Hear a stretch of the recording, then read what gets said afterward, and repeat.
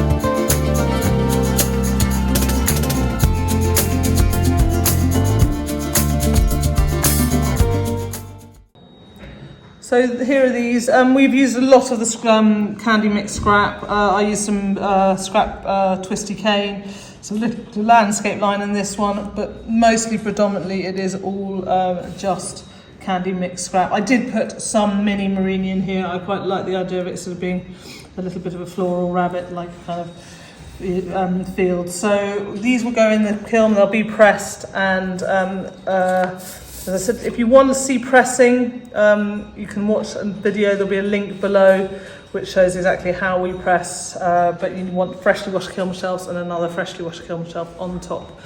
But watch the other video and you'll learn how to do that, and we can have a look at these when they come out. So here they are, all nicely cold worked. I've also given them a sand blast, so they're looking kind of dusty on this side, but I've just given them a spray to bring up the colours. I think these are really pretty. You know, guys, the reason for pressing is it kind of, as people call, you know, pressing smushing. It smushes the glass together, so you get this almost sort of watercolory effect where it's sort of all blending together, which I really like. And it just, I like that. I like the way it pushes it and it stretches it, and just, you know, that's the effect you're getting. So it works. You know, these were birds, but they don't look like birds anymore, and so they kind of, yeah, it worked. For me, it works really well. I like the fact that the poppies here and the marigolds look like this is a bit of a meadow in the rabbit's tummy. And I like the fact that Miller was helping me with this one, and this one they've got similar colours, and using these greens, but you could use any colours you want. We're going to put them in the kiln to fire polish. They will only fire polish on one side, so I want to make sure I've got one bunny facing one way and one bunny facing the other way. So it's always good to look and go, which side is better? I think actually maybe this side is better, and so we'll do them like that. And then again with the eggs, I like this side more, so that will go in, and the same with that, probably that side. Isn't that beautiful? Look at that, just gorgeous. And behind the tea light, with light coming behind, I'll just hold it up, will look so pretty. So we'll get those into the kiln and get them fire polished, and then we can get them glued on. Just as a note, I was thinking when I did the outline that maybe I should have gone a bit bigger, and yeah, I would go a little bit bigger because we've got a little paw poking through. I mean, of course, I can always grind the wood on a kind of a sander, sand down the foot on this, but it kind of, you know, it does mostly. They do mostly fit on, but you might want to go a tiny bit bigger so you have some grinding space. And then the bunny can always be a bit bigger than the wood. Is probably a better look than it being a bit smaller than the wood. So learn from me, go bigger than the wood. These are the perfect size though for these tea lights. They're going to fit, you know, really nicely and be a sort of generous tea light. Not generous fronting for a tea light. We'll get those in the kiln and we can have a look once they're all glued together. So here are these out of the kiln. Now all I need to do is glue them on to their the tea lights and the bunny, and then they're ready to go. I used the 2-part Araldite crystal clear glue. It used to come like this in 2 tubes. It now comes in a single applicator where you push and the 2 parts come out in equal quantities. You need to give it a really good mix. So I give it small quantities, I give a mix of at least a minute, larger quantities even longer, to make sure it goes off.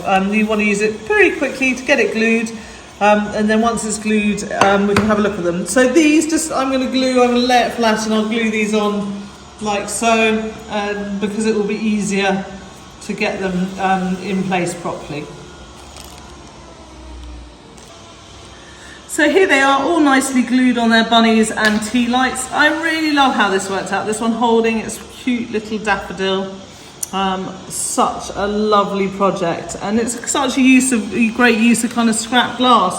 This has got the tea light holder in it with a rather dusty tea light in it, but that works really well. It would also work as such a nice night light for a kid. And I love this sort of shape. I know it's sort of Easter egg themed, but actually it's such a pretty shape for anything.